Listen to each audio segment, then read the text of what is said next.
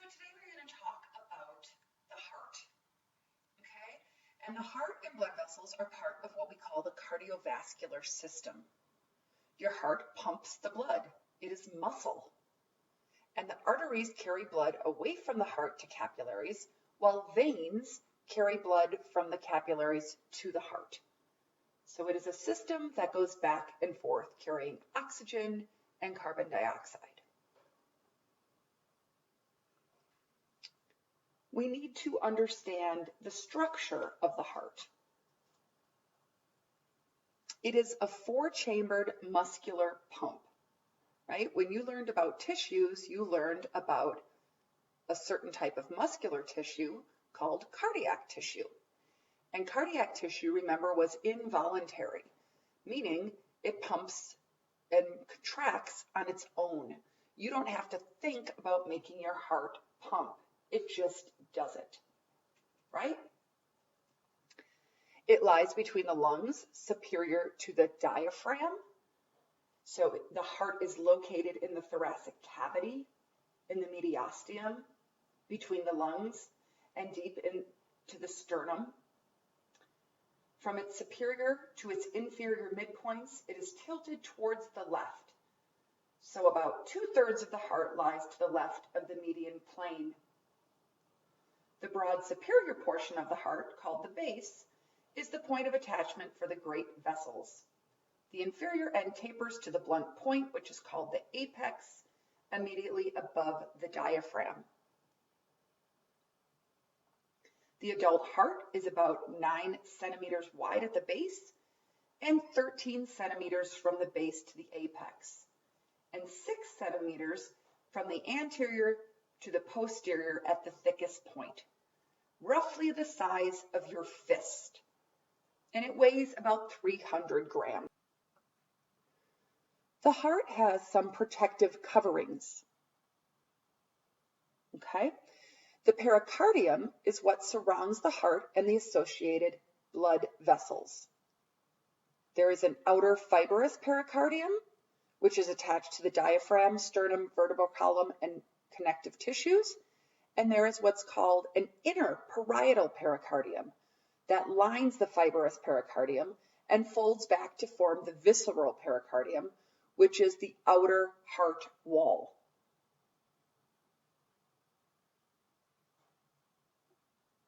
Between the parietal and visceral membranes is a space called the pericardial cavity. And this contains 5 to 30 milliliters of pericardial fluid. And this fluid lubricates the membranes and allows the heart to beat with minimal friction, which is very important. The parietal and the visceral pericardia are serous membranes. We just said that. And there is a fluid there, which reduces the friction.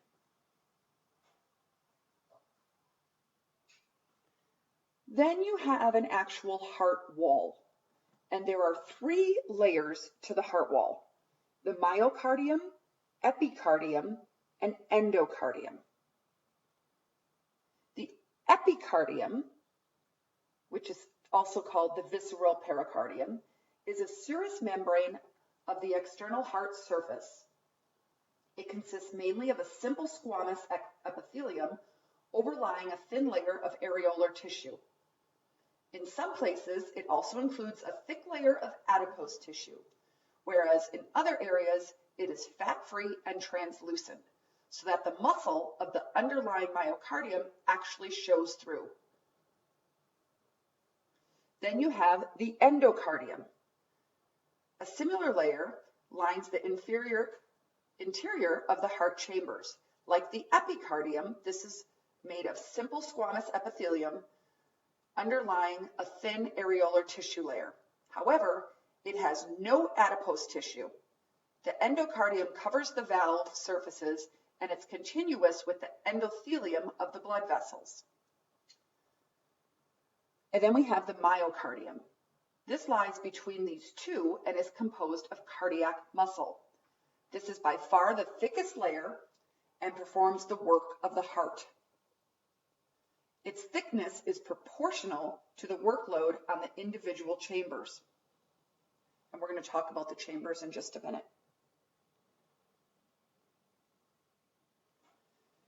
Your heart has 4 chambers.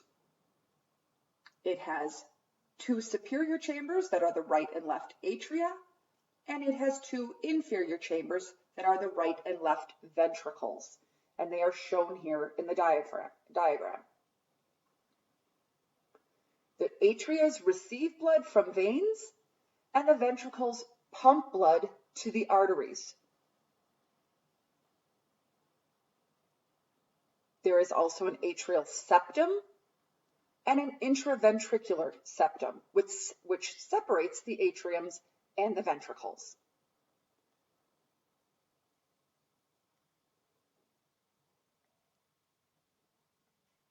The heart is a double pump. The left atria and the ventricle are what we call the left pump, and the right atria and ventricle are what we call the right pump.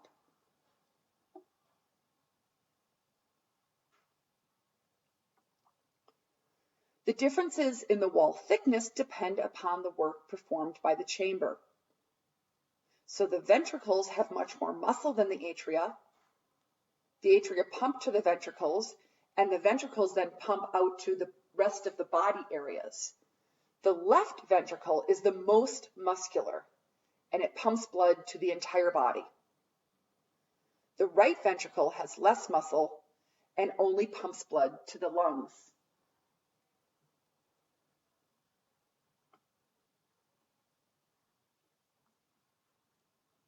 Your heart also has valves. So blood flows in one direction through the heart due to valves, and this is very important. You do not want any backflow within your heart. So you have what are called atrioventricle valves, meaning between the atrium and ventricles. And they regulate the openings between the atria and the ventricles. You have one that is called the right AV, which is a tricuspid valve because it has 3 cusps. And you have a left AV bicuspid valve because it has 2 cusps. The left AV valve is also known as the mitral valve, after its resemblance to a mitre, the headdress of a church bishop.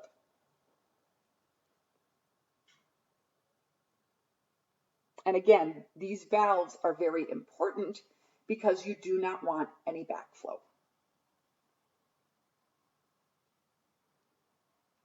Here is a picture showing you the valves. Remember, your heart has a lot of fibrous tissue. It also has something called chordae tendineae, which extend from the valve cusps to papillary muscles in the ventricle walls. And this helps prevent inversion of the cusps when the ventricles contract. It kind of keeps them stationary. It fastens them to the wall.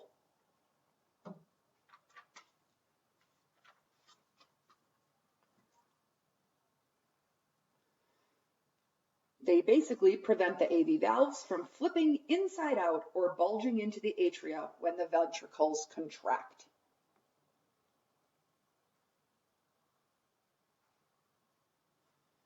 You also have something called semilunar valves.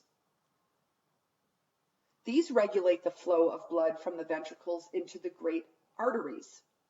The pulmonary valve controls the openings from the right ventricle into the pulmonary trunk, and the aortic valve controls the openings from the left ventricle into the aorta. Each has 3 cusps shaped like shirt pockets. These valves have no tendinous cords. The valves do not open and close by any muscular effort of their own. The cusps are simply pushed open and closed by changes in blood pressure that occur as the heart chambers contract and relax.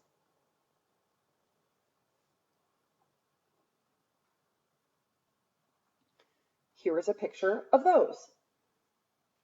And again, they prevent backflow.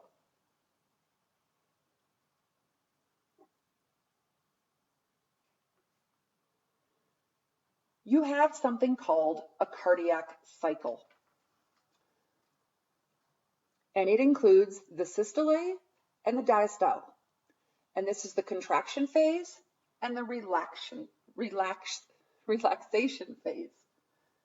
This is the lub-dub, right, that you may hear when you listen to someone's heart. When the atria and ventricles are relaxed, blood flows into the atria, then through open AV valves into the ventricles. The semilunar valves closed due to greater pressure in arteries than in ventricles.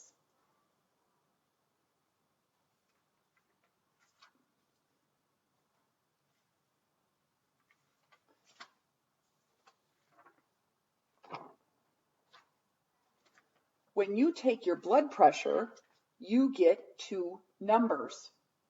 These are the numbers, right? And depending on the value of these numbers, you may be told that you have high or low blood pressure, correct? We're going to learn more about that.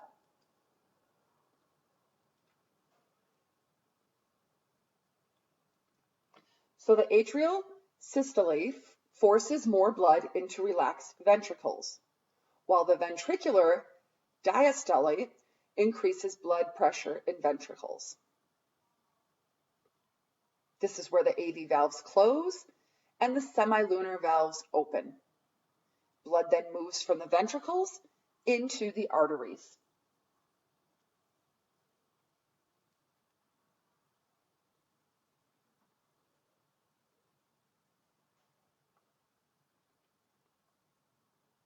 Ventricular diastole follows, and this allows your AV valves to open and the semilunar valves to close. And the cycle consistently repeats, and that is called a cardiac rhythm.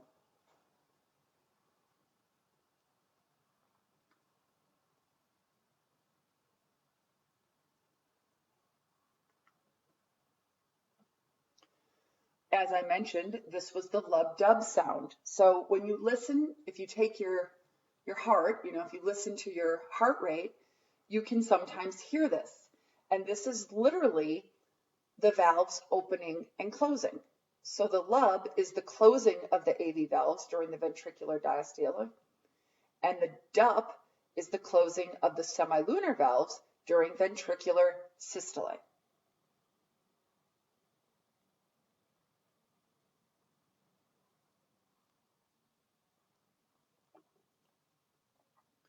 Blood flows through your heart.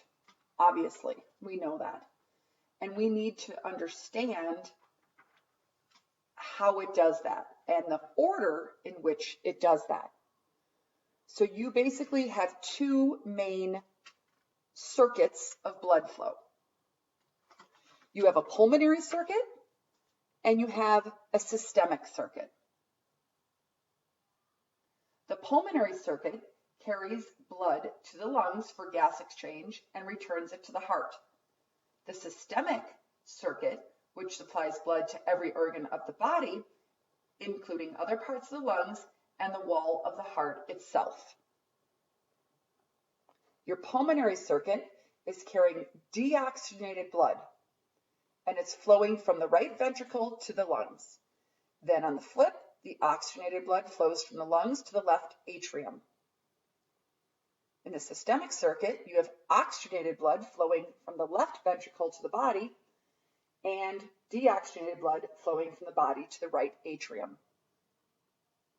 So they are exactly the opposite.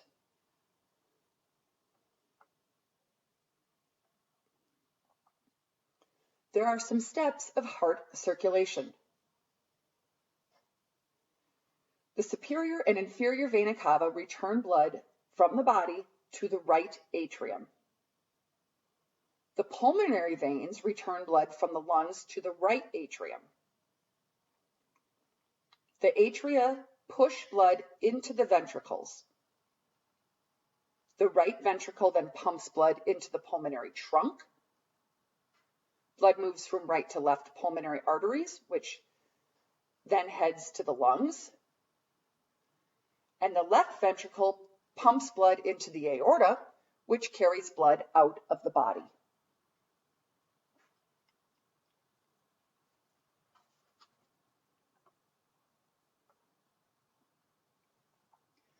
Blood supply to the heart. You have right and left coronary arteries from the aorta that supply heart tissue. You also have cardiac veins that return blood to the coronary sinus, which drains into the right atrium. And here is a picture showing all these items.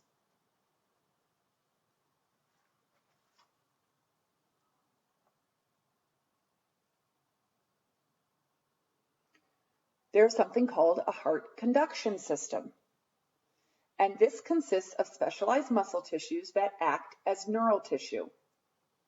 And they spontaneously form impulses, and these impulses cause the myocardium to contract.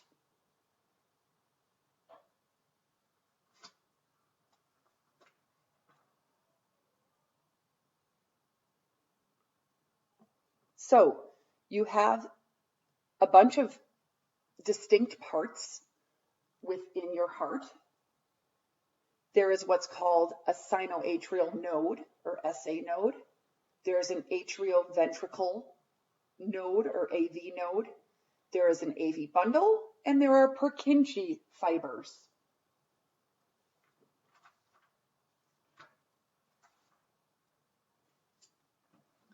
So,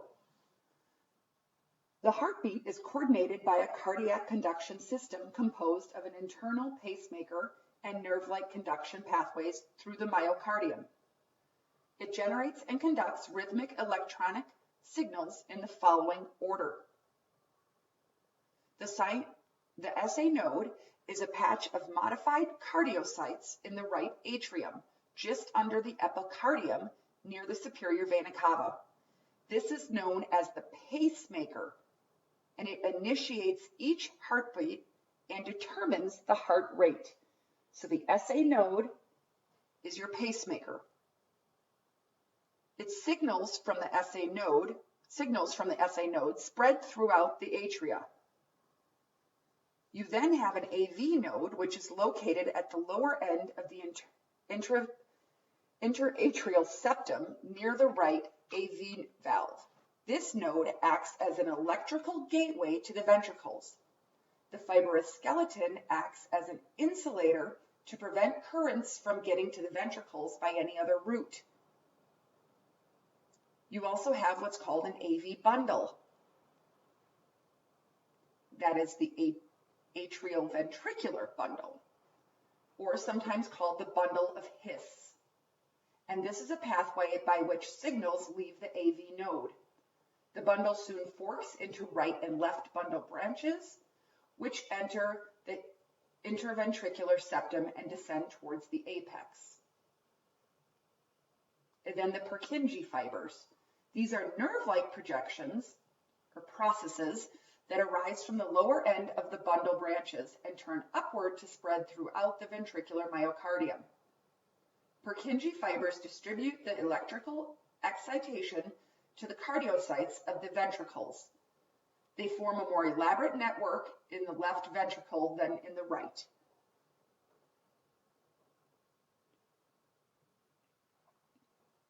So here we are again. The SA node is the pacemaker. It rhythmically forms impulses to initiate each heartbeat. And there are impulses that cause simultaneous contraction of the atria. The AV node receives an impulse from the SA node. There is a delay in passing through the node, which allows time for the ventricular filling and the completion of the atrial contraction. And it then passes an impulse to the AV bundle. The AV bundle then again divides into the left and right branches, carries an impulse down the ventricular septum and up the lateral ventricle walls, and then forms Purkinje fibers. These fibers carry impulse to the myocardium of the ventricles, and contraction occurs from the apex upward.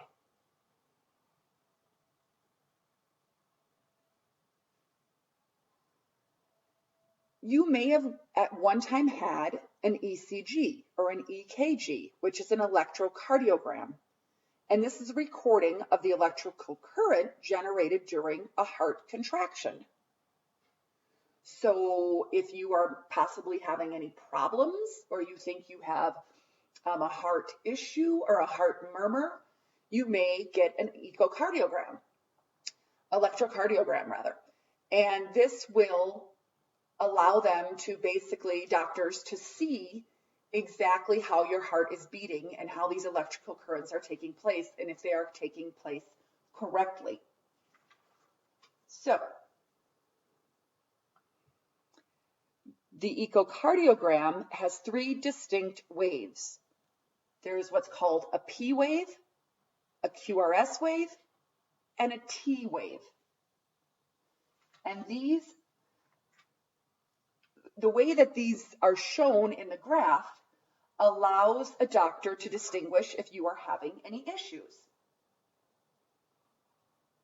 So usually there are electrodes attached to your wrist or your ankles or other places on your chest, and you just lay there and they record basically your heart beating. Okay? So the P wave is produced when a signal from the SA node spreads through the atria and depolarizes them.